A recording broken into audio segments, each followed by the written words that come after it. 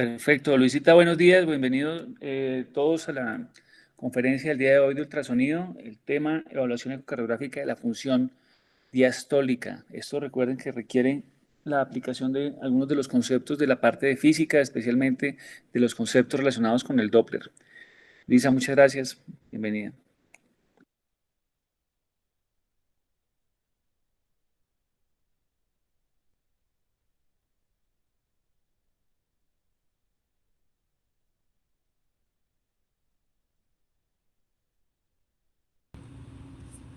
Ahí sí me escuchas.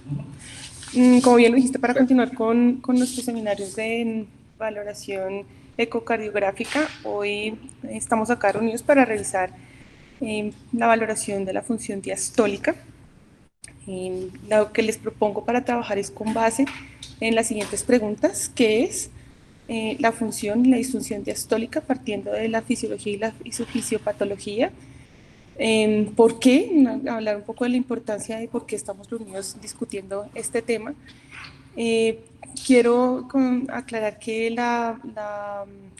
charla va a estar basada en la actualización del 2016 de las guías americanas de ecocardiografía y las europeas, en donde se hace una aproximación y una valoración de los parámetros mucho menor, no son más de los 10 parámetros que se proponían en las guías del 2009, las limitan a 4 y con base en esos parámetros y lo que se desprenda es lo que voy a hacer, es la descripción de los factores que voy a hacer para luego entrar a hablar de los algoritmos. Y una vez tenida el diagnóstico y la estadificación del grado de disfunción diastólica, vamos a hablar algo sobre qué es lo que vamos a hacer con ese diagnóstico. Para empezar a responder la primera pregunta, entonces hablamos que esta es una curva de presión-volumen, en el eje de las Y hablamos de la presión, en el eje de las X del volumen. La definición de la diástole, así como decimos que la sístole es la salida de flujo que se eyecta del corazón hacia la periferia, podemos definir a grosso modo que la diástole es el flujo de entrada requerido para poder mantener ese volumen que se eyecta. Parte y empieza en este punto, que es el cierre de la válvula aórtica, seguido de una caída precipitada de la presión, de la presión del ventrículo izquierdo, sin cambios en el volumen. Es una fase denominada relajación isovolumétrica. Con esta caída de la presión del ventrículo izquierdo, cuando cae por debajo de la presión de la aurícula izquierda, se propicia la apertura de la válvula mitral, siguiendo con la siguiente fase de llenado ventricular, que ya vamos a ver las distintas fases, pero que estaría representada en este lado de la curva con un cambio del volumen con mínimos cambios de la presión. Cuando entramos a discutir los factores relacionados con disfunción diastólica, de entrada pensamos que al mantener estos mismos volúmenes, valores de volumen, los cambios en presión son distintos y van aumentando, lo que se refiere a que hay una alteración de la relajación o una disminución de la compliance o distensibilidad del ventrículo izquierdo. Es importante aclarar dos conceptos que se usan a veces indistintamente, pero que son diferentes. Uno es el concepto de disfunción diastólica y otro lo que es la falla cardíaca diastólica. Cuando se habla de disfunción diastólica son todos los mecanismos que llevan o a una relajación incompleta o a un compromiso del llenado del ventrículo izquierdo por aumento de las presiones, a una alteración de la distensibilidad o a una constricción pericárdica. Esos 4 mecanismos son los encargados de si están alguno de estos presentes o si, como vamos a ver más adelante, estamos en un continuo en alguno de la disfunción diastólica. Y a esto lo asociamos a un conjunto de síntomas y síntomas que responden a falla cardíaca o elevación de biomarcadores en presencia de una función sistólica preservada. Hablamos a grosso modo de la diferencia entre disfunción diastólica y la presencia de una falla cardíaca diastólica.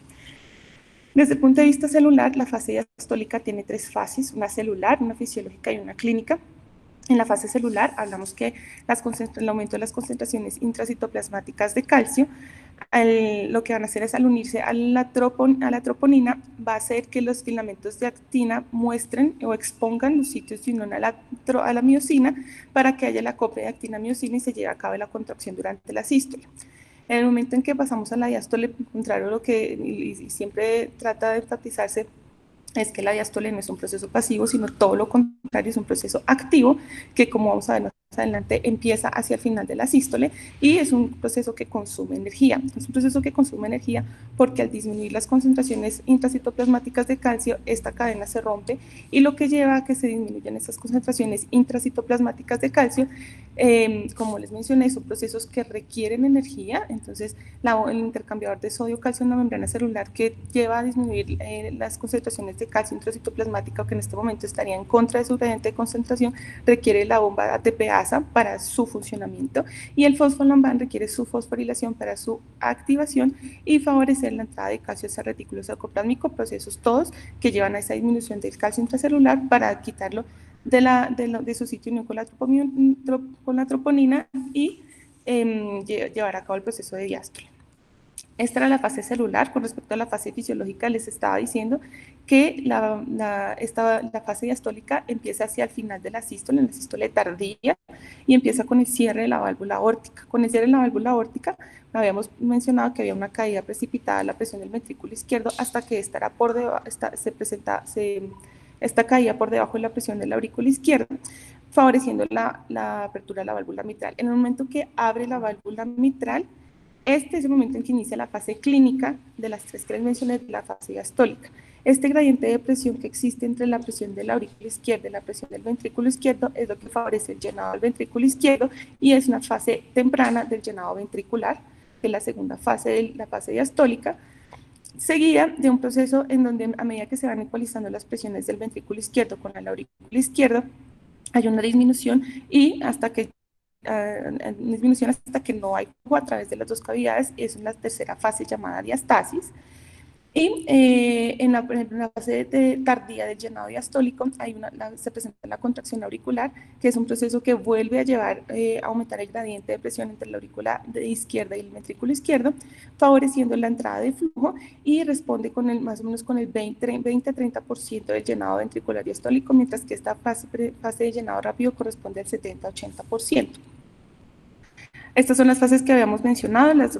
recuerdo: relajación isovolumétrica, la fase de llenado rápido que contribuye con el 70-80% del llenado, la diastasis en donde la ecualización de las presiones de flujo es mínimo o nulo y la fase de contracción auricular que en condiciones normales aporta el 20-30% del llenado ventricular. Para responder a la segunda pregunta que les propuse en la agenda es destacar la importancia de por qué por qué debería estudiarse y debería ser parte de la valoración ecocardiográfica de los pacientes. Debe ser parte integral de la función cardíaca porque se presume que el 30-50% de los pacientes con falla cardíaca tienen función sistólica preservada y un porcentaje similar de los pacientes que son llevados a cirugía cardíaca presentan disfunción diastólica. A medida que avanza la edad, hay un aumento en la incidencia y la presentación de esta enfermedad, hablando de menos del 15% para menores de 50 años y hasta un 70% mayores de 70 años, siendo mucho mayor si esto no solamente la edad, sino se asocia a todas las patologías que encontramos en este grupo etario. Estas diapositivas que vienen a continuación es solamente para mostrar el sinnúmero de estudios que tratan de valorar y justifican el por qué sí deberíamos hacer una valoración de la función diastólica en la evaluación ecocardiográfica. Entonces, hablan no solamente de pacientes en cirugía cardíaca, en donde se ha demostrado que hay la presencia de disfunción diastólica, se asocia con una presentación de eventos cardíacos adversos mayor y son predictores de dificultad en la salida de bypass cardiopulmonar, sino también en cirugía vascular y en cirugía no cardíaca, en donde se ha demostrado un aumento de la mortalidad en cirugía vascular de manera significativa a 30 días, presencia de falla cardíaca congestiva en el posoperatorio y aumento de las estancias hospitalarias. Y en cirugía no cardíaca, con mayores tasas de readmisión, mayor estancia hospitalaria, mayores días de intubación. Lo mismo por acá, son el sinnúmero de estudios, como les mencionaba, que justifican y nos hablan de la importancia de por qué sí deberíamos estudiar esta patología. ¿Qué pacientes específicamente son los que recomiendan en las guías? Pacientes que tengan disfunción sistólica de base, enfermedad coronaria, hipertrofia del ventrículo izquierdo, diabetes mellitus e hipertensión arterial, cardiomiopatías infiltrativas y la edad sin la presencia de ninguna de estas patologías. Cuando entramos en materia, hablamos de la evaluación ecocardiográfica de la función diastólica, se habla que más o menos el 20% de los pacientes, sea por anormalidades del ritmo, alteraciones en la precarga y la poscarga que cambian de manera significativa y rápida en situaciones de cirugía cardíaca y no cardíaca, o pacientes que tienen enfermedad valvular, lo mismo, que se presentan para cirugía cardíaca, para su corrección, o que la tienen, que tienen la presencia de enfermedad valvular y son llevados para cirugía no cardíaca. Según la edad y la dificultad técnica, en más o menos el 20% de este tipo de pacientes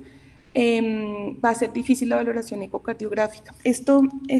hizo que, como les voy a mencionar más adelante, en las guías del 2009 hay un sinnúmero de parámetros en donde se trata de hacer una aproximación analítica completa, y hay unos algoritmos en donde con cada uno de los parámetros pues más o menos nos guían hacia hacia el diagnóstico de la disfunción diastólica y su estadificación. Cuando hablamos de la evaluación de la función diastólica, digamos que a grosso modo uno podría decir que en el continuo de disfunción diastólica se va a hacer una evaluación de lo que es un compromiso de la relajación solamente hacia un aumento en esa severidad en la estadificación de la disfunción diastólica, que lleva a una evaluación de los parámetros que nos ayudan a evaluar la distensibilidad o rigidez del miocardio y un aumento de las presiones de llenado. Hay unos subrogados de estas mediciones, de estas valoraciones, entendiendo las fases que previamente mencioné. Cuando hablamos de la relajación o los parámetros que nos miden de manera subrogada la relajación del ventrículo izquierdo, hablamos que parámetros como la E', medida por Doppler tisular, como vamos a ver más adelante, el strain rate de la relación isovolumétrica y el strain rate de la onda E en el flujo transmitral, son tres parámetros que son subrogados de específicamente medir la relajación del ventrículo izquierdo, y de hecho esta es la razón por la cual la mayoría de algoritmos hoy en día empieza con la valoración de este parámetro. Y es de este parámetro y no tanto de estos, no solo por la dificultad que genera técnicamente y de la experiencia que necesitaría el operador, sino que este es el que más se ha estudiado como predictor de resultados adversos, y el que más constancia y reproducibilidad tiene cuando se compara con las medidas hechas directamente en el laboratorio de cateterismo. Cuando hablamos de cuáles son los subrogados que nos miden directamente la rigidez del ventrículo izquierdo, hablan del tiempo de desaceleración, que también vamos a mencionarlo más adelante, y del tiempo de tránsito, del tiempo de duración de la onda A del flujo transmitral. Cuando hablamos del retroceso elástico, cuando se habla del proceso de diástole, se habla de un twisting en el momento de la sístole, y hay como una reversión de ese proceso, y a eso es lo que se refiere esa reversión al retroceso elástico del ventrículo izquierdo. Y el surrogado que lo mira uno es la onda de prima nuevamente, similar a la medición de la relajación del ventrículo, y la velocidad de esa reversión del ventrículo izquierdo. Y otro de los parámetros que miran ese continuo de disfunción diastólica son los parámetros que nos ayudan o que miden directamente o indirectamente las presiones de llenado del ventrículo izquierdo, y parámetros todos los cuales han sido medidos y se comprueba su reproducibilidad con los hallazgos medidos en el laboratorio de cateterismo. Entonces, más o menos se dice que la relación E sobre E' se relaciona con la presión de cuña, con la presión de cuña, y esta a su vez con la presión en la aurícula izquierda. Entonces, como les mencionaba, estas son las guías realizadas por la Sociedad Americana de Ecocardiografía en 2009. Estas guías hablan de más de 10 parámetros para la valoración y diagnóstico de la función diastólica y su estadificación. Sin embargo, estos 10 parámetros, cuando empezaron a ver después del 2009 su aplicabilidad, reproductibilidad, se dieron cuenta, uno, que la variabilidad interobservador con ese gran número de parámetros era muy alta, a pesar de que estos dos autores habían mostrado que la valoración a través de los algoritmos propuestos en estas guías tenían una sensibilidad y especificidad buena. Sin embargo, podía ser distinta dependiendo de la variabilidad y la experiencia que tuviera el operador. Y no solo eso, sino que al tener una gran cantidad de factores, cuando los algoritmos en estas guías eran tan estrictos que al tratar de cumplir todos los criterios, uno, el operador no los cumplía todos porque generaba bastante dificultad, menos en un ámbito perioperatorio en donde se tenían que tomar decisiones rápidas. Dos, cuando la mayoría de factores de parámetros clasificaban, un parámetro le da una clasificación a un paciente, otro parámetro en el mismo paciente le da otra clasificación en la estadificación, otro parámetro una distinta, entonces realmente aumentaba la complejidad y lo que al final resultaba era que no se realizaba una valoración de la función diastólica de manera apropiada. Se hace una actualización de estas guías en el 2016 por la Sociedad Americana de Ecocardiografía y la Europea de Imágenes Cardíacas, en donde limitan ese número de parámetros solamente a 4. Y siguen siendo enfáticos en decir que estos datos deben analizarse a la luz primero de los datos clínicos del paciente, por qué se le está realizando y qué historia de qué comorbilidades tiene el paciente, la frecuencia cardíaca y todos los valores de hemodinamia que esté presentando, ya que estos,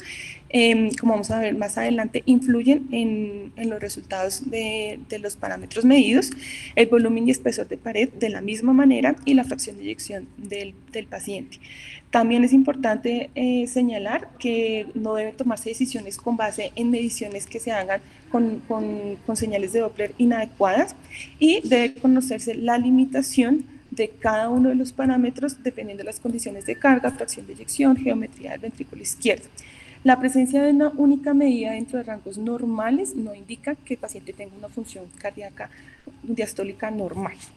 Entonces, ¿cuáles son los parámetros? Los 4 parámetros que ellos proponen para iniciar los algoritmos. Uno es la velocidad T', medida por Doppler tisular, y dan parámetros de normalidad de corte para la valoración septal o lateral, sabiendo que la excursión del anillo mitral a nivel lateral es mayor que a nivel septal. El segundo parámetro es la relación de la onda E medida por flujo transmitral a onda de prima. El tercer parámetro es la velocidad de insuficiencia tricuspidia y el cuarto parámetro es el volumen de la aurícula izquierda indexada. Cuando entramos con el primer parámetro, con los puntos de corte, los valores normales deben ser mayor de 7 para septal y mayor de 10 para la excursión del anillo lateral. Las recomendaciones de técnica que hacen para la medida de la onda de prima es es una medida que se hace utilizando 2 técnicas de Doppler. Uno es el Doppler tisular y 2 es el Doppler pulsado. Entonces, lo primero que se hace es la recomendación de la ventana donde sugieren tomarlo es cuando se habla de eco transtorácico en apical 4 cámaras, cuando se habla de eco transesofágico en medio esofágico de 4 cámaras. Se traza un Doppler tisular con un ancho de sector estrecho. En la línea de muestreo que sería esta, en esta gráfica la está mostrando sobre el anillo lateral, la parte lateral del anillo, y en esta línea de muestreo se traza el Doppler pulsado con el volumen de línea de muestreo exactamente en el sitio de inserción lateral de la valva, no más arriba, no más abajo, que da lugar a mediciones erróneas y toma decisiones equivocadas. Y lo que nos va a dar es el siguiente trazado. Como en el momento en que se lleva a cabo la diástole hay un retroceso hacia arriba del plano de excursión del anillo, lo que vamos a tener son 2 ondas de inflexión positivas que corresponden al llenado temprano. Más adelante voy a hablar un poco más, voy a profundizar un poco más en esto, y al llenado tardío del ventrículo izquierdo, como lo mencionamos en el proceso de fisiología y fisiopatología previamente. Esta onda E, entonces, valor de corte normal para la onda lateral es mayor de 10 metros por segundo y mayor de 7 metros por segundo si hiciéramos la valoración a nivel septal del anillo. Otra onda que nos sale en esta gráfica, aquí sería negativo porque esta es una imagen de eco transesofágico, es la onda S', y lo que mira, es una onda de excursión del anillo, es similar al TAPSE si lo midiéramos como modo M, es el mismo surrogado, y lo que hace es mirar la función intrínseca de la fibra sistólica, la función sistólica intrínseca de la fibra. Dentro de las recomendaciones que dan es que el volumen de muestra para el Doppler pulsado debe colocarse entre 5 y 10 milímetros. La escala de velocidad que se toma al hacer esta medición debe bajarse hasta 20 centímetros por segundo, y la recomendación es tomarla al final de la aspiración. La velocidad de barrido situada entre 50 a 100 milímetros por segundo, y la mayoría de estas valoraciones sugieren hacerlas cuando se tienen 3 ciclos consecutivos. Es importante resaltar que esta es una medición dependiente del ángulo, como todas las medidas de Doppler, y que la alineación entre la línea de muestreo y el plano de excursión del anillo mitral no debe ser mayor de 20 grados. Esta es una gráfica de un paciente donde vemos que la onda E' lateral corresponde a un valor de 14 centímetros por segundo, que está por encima del punto de corte lateral de 10. Y este es un paciente de 58 años hipertenso con hipertrofia del ventrículo izquierdo, en donde vemos que está por debajo de 10 del valor de corte de la E' lateral. El segundo parámetro que proponen en esta actualización de las guías es la relación de la onda E del flujo transmitral con la onda E', y esta relación, claro, si tomamos en cuenta que la onda E' le dan puntos de corte septal y lateral distintos, el valor para esta relación a nivel septal sería menor de 13 o en lateral sería menor de 15, pero las guías, al tratar de simplificar todo el proceso, hacen un promedio y no hacen la determinación de si septal o lateral, sino que le dan un punto de corte general y promediado de 14 para septal o lateral de esa relación. Este flujo transmitral, ¿cómo se mide? Esta es una de las medidas que se hace a través de ecocardiografía 2D y flujo pulsado. La recomendación, nuevamente, si se hace con eco transesofágico es en medio esofágico 4 cámaras, si se hace a través de eco transtorácico es en la apical 4 cámaras. La idea es colocar el volumen, la línea de muestra, a través del flujo, del flujo y del sitio de apertura de la válvula mitral, y debe colocarse el volumen de muestra entre 1 y 3 milímetros, y debe ponerse a nivel de la punta de las valvas de la válvula mitral en el proceso de diástole. Debe hacerse en mitad de sístole, más o menos en mitad de sístole debe empezarse el trazo. La ganancia del espectro debe optimizarse y el filtro de pared colocarse entre 100 a 200 MHz como recomendación de las guías. Nuevamente la velocidad de barrido entre 50 a 100 milímetros por segundo, y debe hacerse la medición de 3 ciclos cardíacos. ¿Qué obtenemos aquí? Este es el flujo, el espectro de Doppler que obtenemos a través de esta medición, y se mide: 1, la velocidad pico de la onda E; 2, la velocidad pico de la onda A; 3, la relación de la velocidad pico de ambas ondas; 4, el tiempo de desaceleración, que no es más que el tiempo que lleva de tomar desde el pico de la onda E hasta que ésta llegue a su valor basal, que sería la ecualización de las presiones entre el ventrículo izquierdo y la aurícula izquierda. Cuando hablamos de las condiciones normales, cada uno de estos parámetros, cuando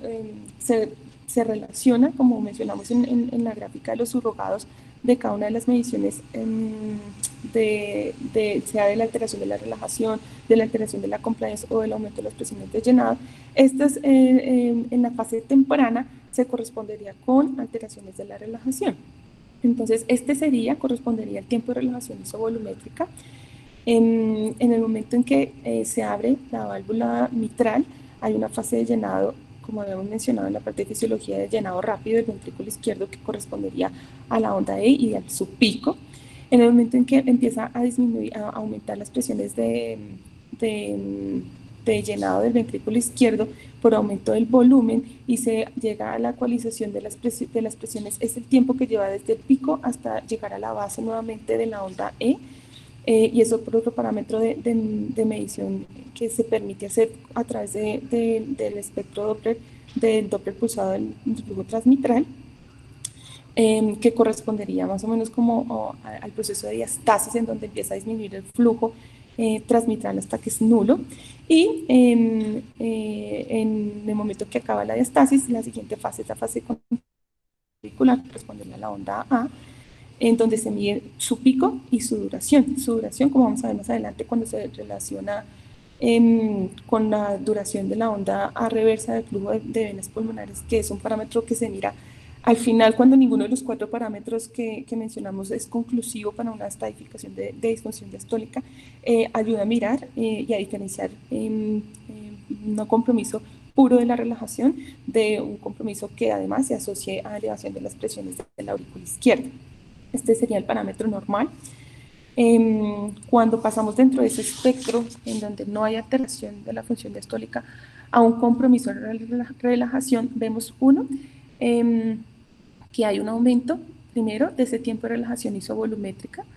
y esto se debe pues al compromiso que tiene la fibra de distenderse, de la reversión del twisting que habíamos mencionado en el momento en que empieza la fase diastólica. La onda E, como vemos acá, comparada con un patrón en donde no hay alteración, el pico es mucho menor, es menor de 50 centímetros por segundo, que sería el valor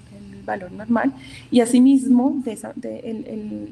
la ecualización de las presiones entre el ventrículo izquierdo y la aurícula izquierda le lleva mucho mayor tiempo, lo que hace que el tiempo de esa aceleración sea mayor, tanto que cuando la contracción auricular sucede antes de que esa ecualización suceda, y empieza nos contribuye, como habíamos mencionado antes, con el 20-30% de condiciones normales del llenado ventricular, sino que esa contracción empieza a adquirir una mayor importancia y a apoyar una mayor cantidad de flujo de llenado ventricular. Es por esto que el parámetro la relación entre la onda E y la onda A en este momento es mucho menor que en las condiciones normales, y se habla de un punto de corte menor de 0.8. Siguiendo en este espectro, cuando hay no solamente un compromiso de relajación, sino que empieza a haber un aumento en las presiones de la aurícula izquierda, con una alteración de la distensibilidad, aumento de las presiones de llenado de las cavidades izquierdas en general, lo que vemos es que ese tiempo de relación isovolumétrica vuelve a disminuir, pero de hecho es mucho menor que el tiempo de relación isovolumétrica que se tenía en condiciones normales, sin compromiso de la función diastólica. Este tiempo de relación isovolumétrica menor hace que la ecualización, la disminución de la presión del ventrículo izquierdo por debajo de la presión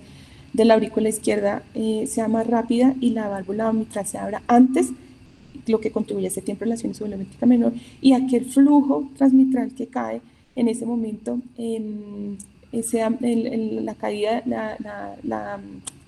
velocidad sea mucho mayor y se alcancen presiones de una manera mucho más rápida. Entonces no solamente el pico es más alto, sino que el tiempo en que empieza y se lleva ese pico es mucho más alta, lo mismo que el tiempo en que viene a normalizar, a ecualizarse con la presión del ventrículo izquierdo. Entonces este tiempo de aceleración vuelve a caer con respecto a pero incluso cae por debajo del valor normal de 160 descrito como valores de corte normales. Y vuelve aquí este proceso de diastasis y la contracción auricular. Ya la aurícula tiene que ser una fuerza, ya el trabajo que tiene que hacer la aurícula es mucho mayor para tratar de vencer la presión ya alta de llenado que tiene el ventrículo izquierdo, y esta contracción vuelve a contribuir incluso con menos del 20% del flujo de llenado del ventrículo izquierdo. Sin embargo, hay un espectro en la mitad de estos dos, en donde acá es claro que hay un compromiso solamente de la relajación, pero en el espectro y en la evolución, desde el patrón pseudonormalizado, que sería una disfunción diastólica grado 2, empieza a verse una elevación de las presiones en cavidades izquierdas, específicamente de la presión de la aurícula derecha, para tratar de compensar ese aumento en las presiones de llenado del ventrículo izquierdo. Entonces hay una fase intermedia, que es este patrón pseudonormalizado, en donde la relación de la onda E con la onda A vuelve a estar entre 0,8 y 1,2, y es un patrón que es un espectro que dejé de últimas, un estado el patrón de pseudonormalización que dejé en este momento, porque está en las guías y porque el único aporte que nos hace es ayudarnos a decir que es indeterminada la estratificación de la función diastólica, y es ahí cuando entran a jugar el resto de factores de parámetros que estaban propuestos en las guías del 2009 y que en este momento no, en la actualización pues no son la prioridad, pero digamos que es en este momento cuando tenemos patrones indeterminados cuando entran en juego esos patrones. Esta es una gráfica que mira las presiones, la rosada del ventrículo izquierdo, la azul de la aurícula, izquierda, el flujo transmitral, el patrón transmitral en la fase diastólica, con los tiempos de relación isovolumétrica, onda E, onda A, y el tiempo de desaceleración, y las velocidades por Doppler tisular, también de la fase diastólica, en donde vemos que en condiciones normales habíamos mencionado que la relación E sobre la onda A estaba entre 0,8 y 1,2, La relación E' sobre A' estaba también entre 0,8 y 0,2. La relación entre la onda E de flujo transmitral y E', el punto de corte para septal y lateral estaba por encima de 14, pero aquí pues tenemos que estos son los valores de presión del ventrículo izquierdo y la aurícula izquierda normales. Cuando empieza a presentarse disfunción diastólica, el primer grado, que sería un trastorno de relajación, vemos los cambios que mencionamos en el espectro Doppler,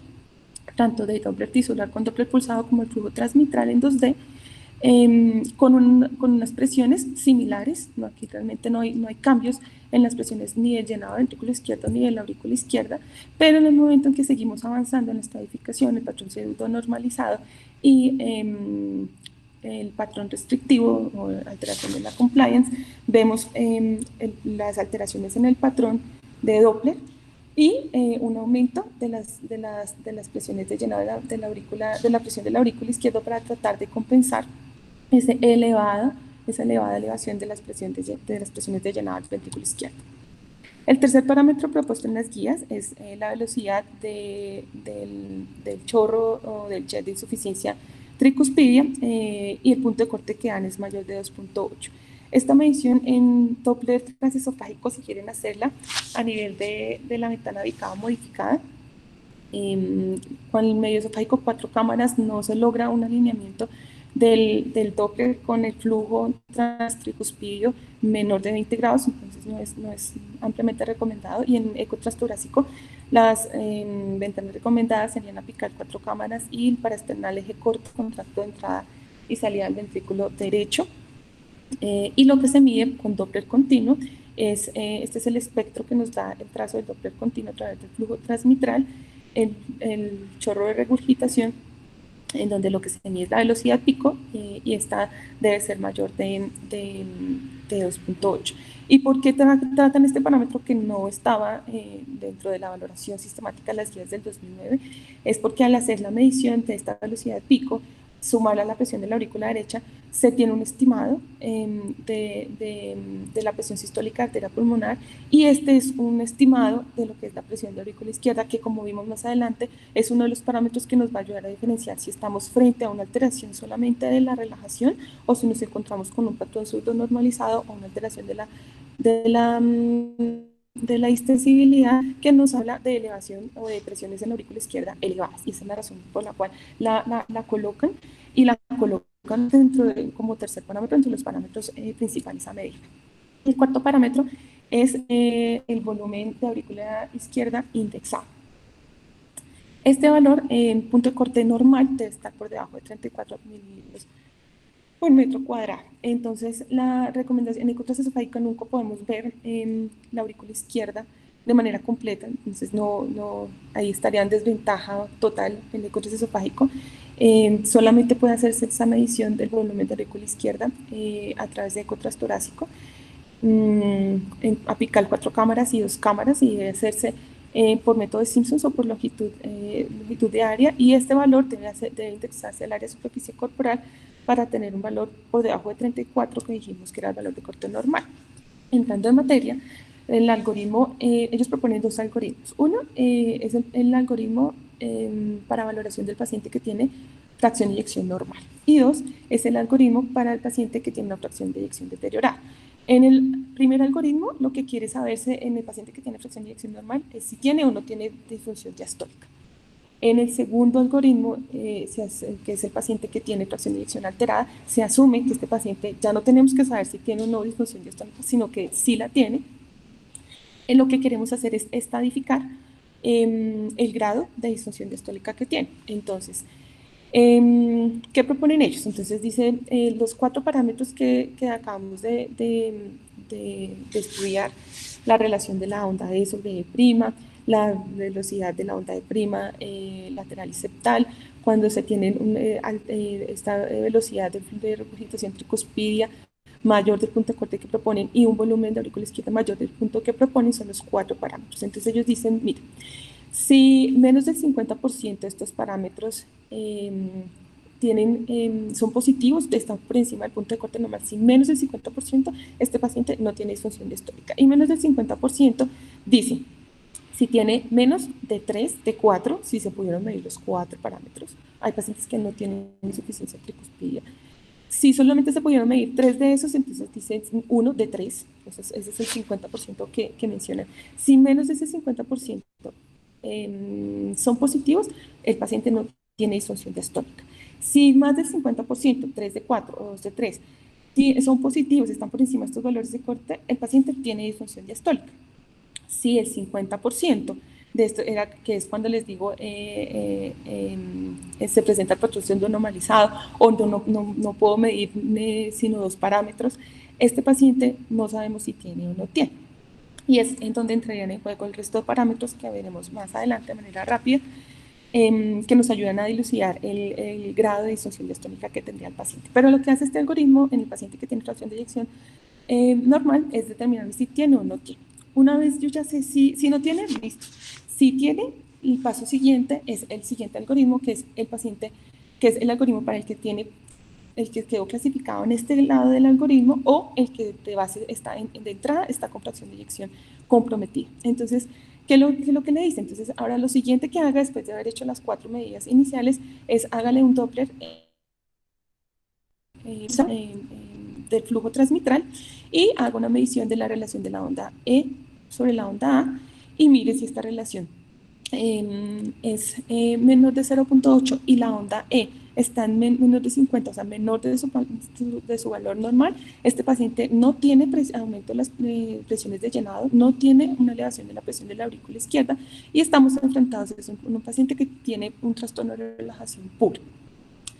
Si el paciente tiene una relación E sobre A mayor de 2,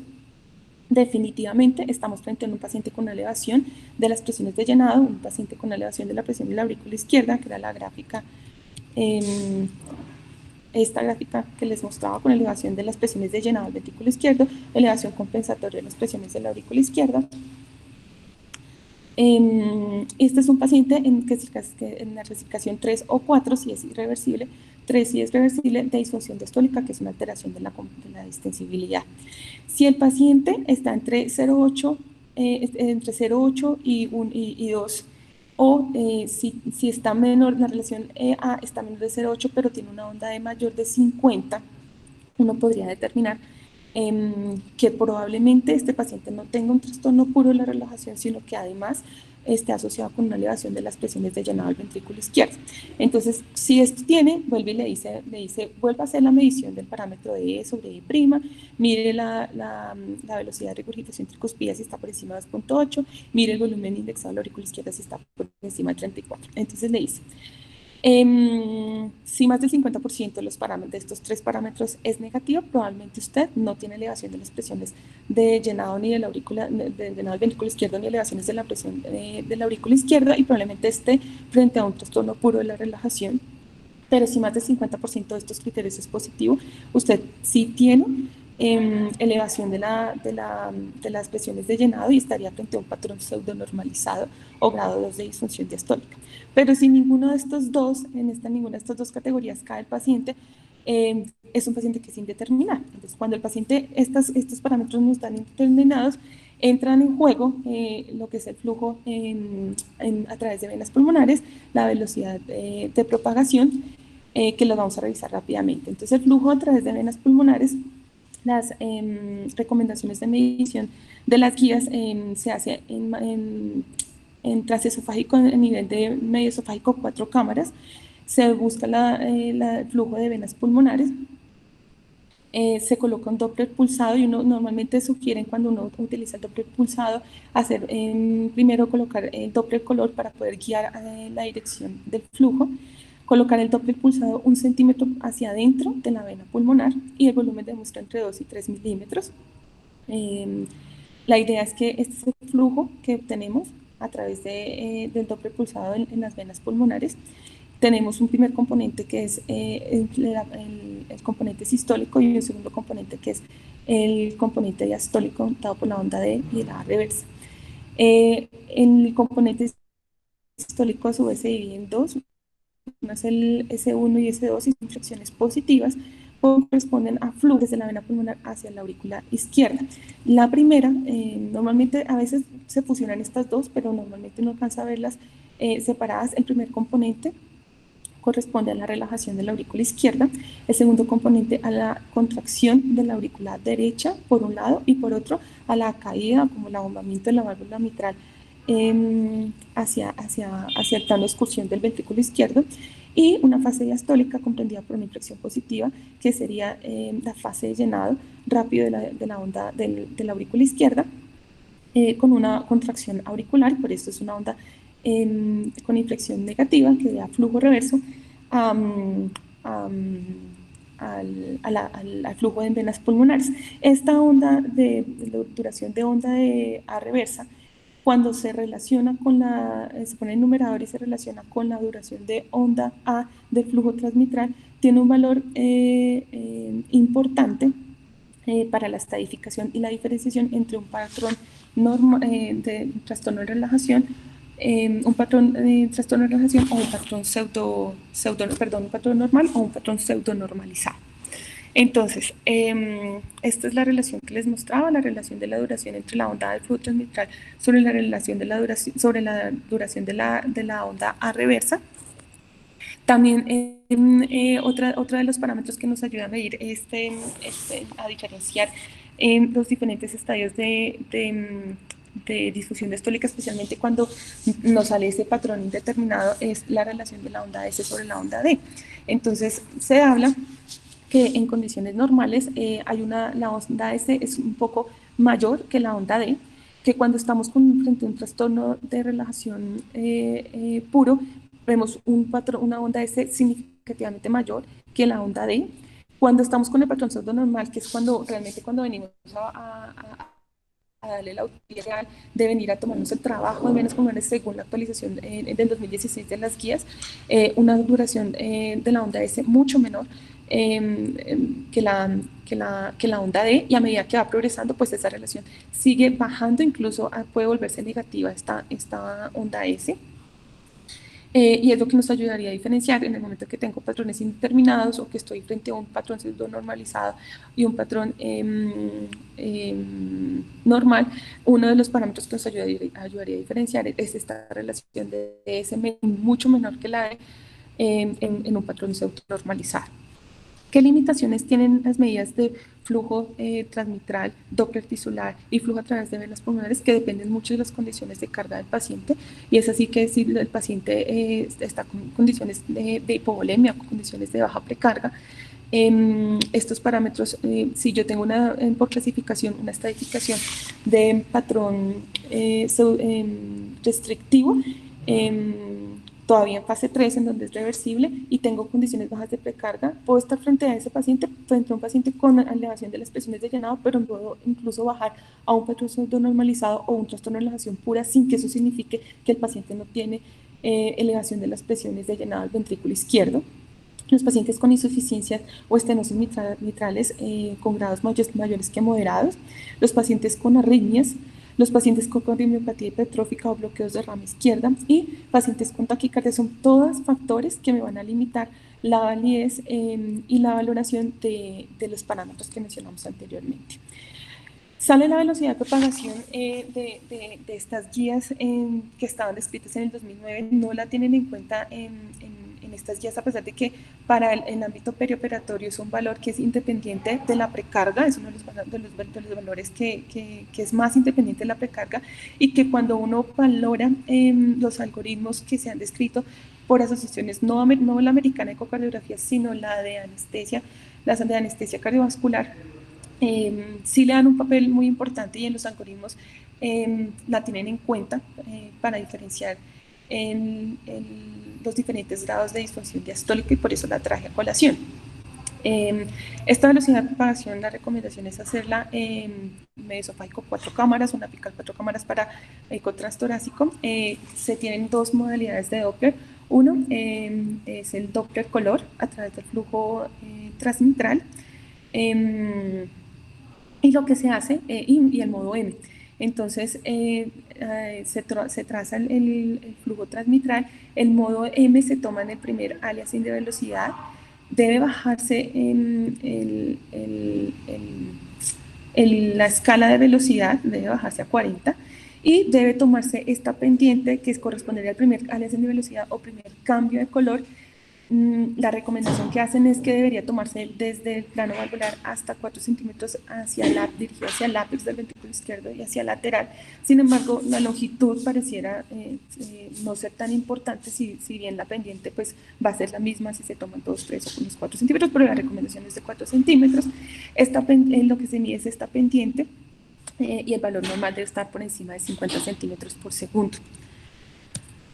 Les mencionaba que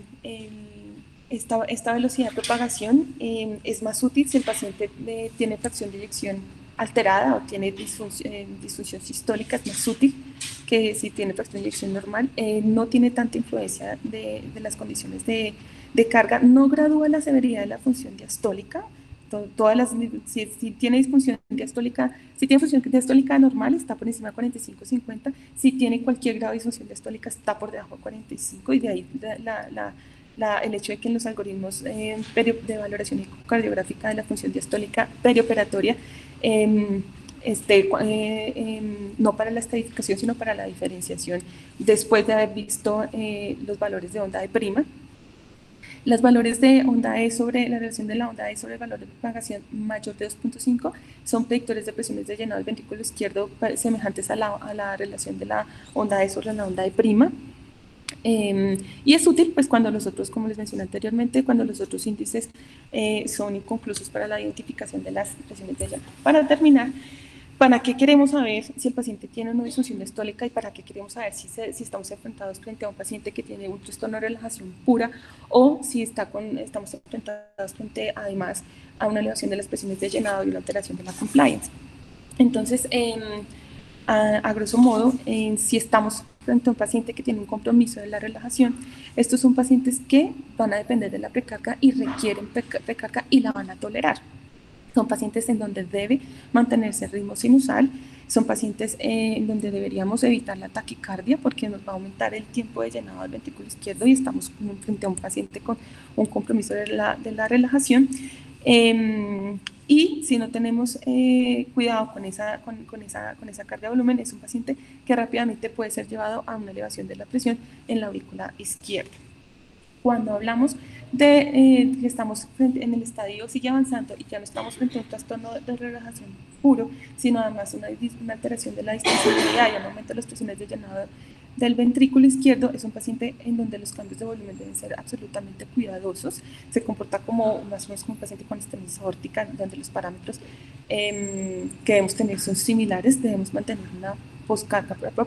apropiada. Debemos evitar unos aumentos de la presión de la aurícula izquierda porque pequeños cargas de volumen me van a llevar a falla cardíaca congestiva, y debo evitar bradicardia para también disminuir como el tiempo de llenado del ventrículo, que se comportaría con esas cargas adicionales de volumen.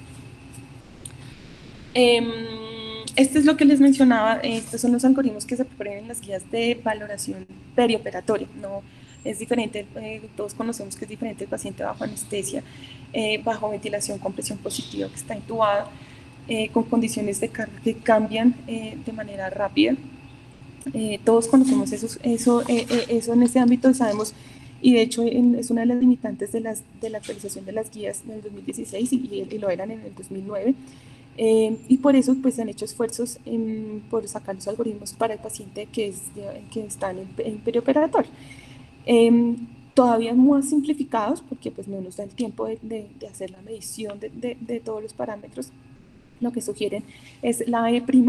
en el Doppler tisular